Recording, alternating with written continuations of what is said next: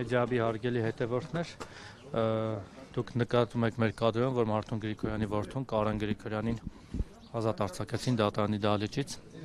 Հիմա իհարկե փաստաբանական մանրամասն ինչ է տեղի ունեցել, հիշեցնեմ, որ նախաքննական մարմինը միջնորդել էր, որ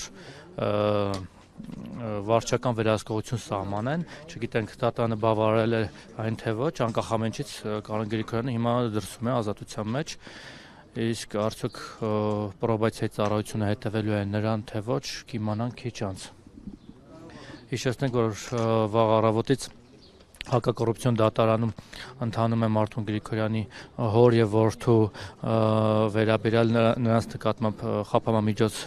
կիրառելու հարցի միջնորդության քննարկումը։ Դատարանը դեռ Մարտուն Գրիգորյանի հոր մասով որոշում չի կայացրել, այս պահին դեռ միայն որդին դուրս եկավ, քիչ անց փաստաբանները դուրս կգան եւ կմանրամասնեն։ Չնայած Արսեն Բաբայան այստեղ, պարոն Բաբայան,